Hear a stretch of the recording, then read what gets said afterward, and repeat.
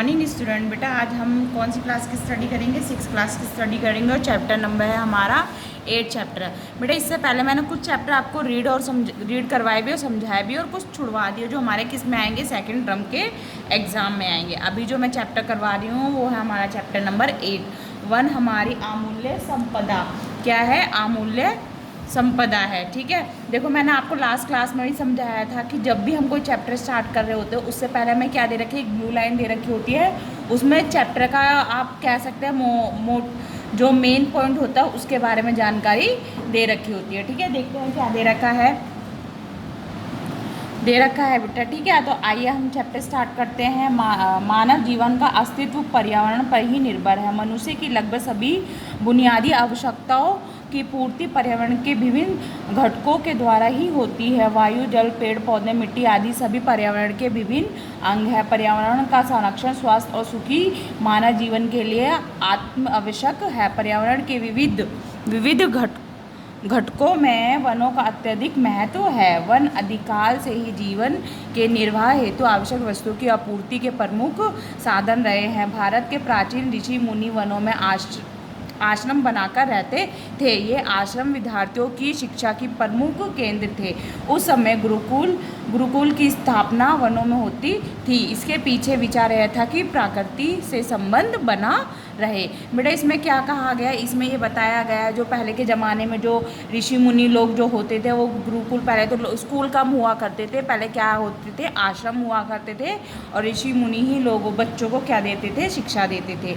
तो आश्रम गाँव में इसलिए बनाए जाते थे कि ताकि हम किससे जुड़े रहें, प्राकृतिक से जुड़े रहें। जो प्रकृति हमारे जीवन में बहुत ही महत्वपूर्ण योगदान देती है, जैसे जल के थ्रू, पानी के, पौधों के, मिट्टी के, मतलब बहुत ही सहायता करती है हमारी क्या, पर्यावरण हमारा बहुत ही सहायता करती है। ठीक है, प्राचीन भारतीय ग्रंथों में वनों की महिमा के अनेक उल्लेख उपलब्ध हैं।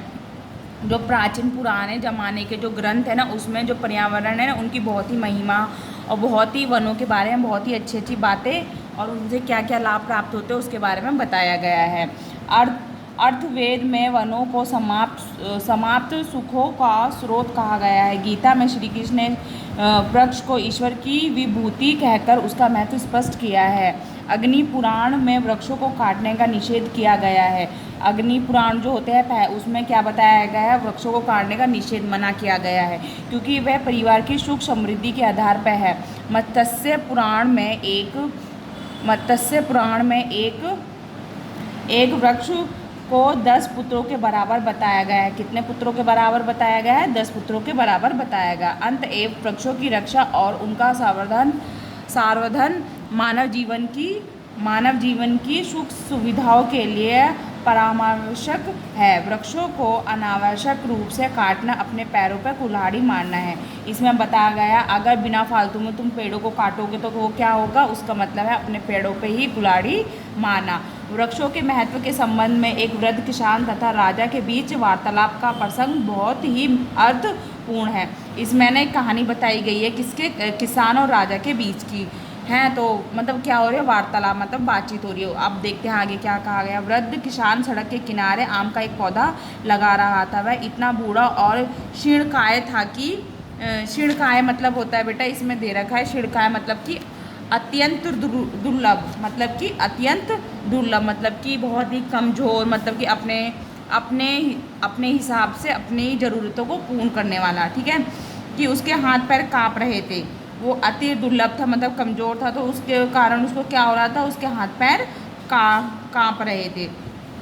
संयोग्य वंश मार्ग से राजा का रथ निकला। जहाँ पे वो वृद्ध बूढ़ा आदमी था वो क्या कर रहा था, पौधा उगा रहा था। तो वहाँ से क्या निकला, राजा का एक रथ निकला। उसने वृद्ध को पौधा लगाते देखा तो उसके पास पहुँचकर पूछा, बाबा जी आप बहुत वृद्ध मतलब कि बूढ़े हो चुके हैं, क्या आप इस वृक्ष के फल खा सकोगे जो इतनी तन्मयता से पौधा लगा रहे हो? बेटा इसमें जो कुछ डिफ़िकल्ट वर्ड है ना उसकी मीनिंग पीछे दे रखे। तन्मयता का अर्थ होता है लगन और प्रेम पूर्वक। क्या होता है? लगन और प्रेम पूर्वक से पौधा लगा रहे हैं।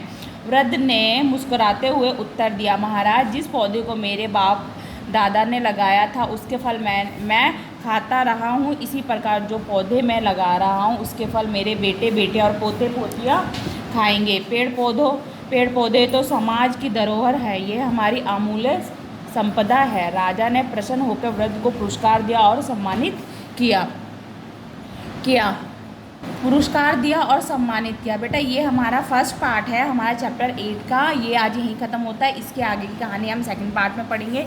इससे संबंधित प्रश्न में जो दे रही हूँ आपको खुद करने हैं। सबसे पहला क्वेश्चन आपको शब्द अर्थ याद करने हैं और क्वेश्चन नंबर 2 के जितने क्या क्वेश्चन नंबर का खा 2 करना है। जहाँ तक हमने अभी पार्ट पढ़ा है सिर्फ उतने में ये 2 ही प्रश्न आते हैं, का और खा। तो आगे की क्लास हम सेकेंड क्लास में स्टार्ट करेंगे।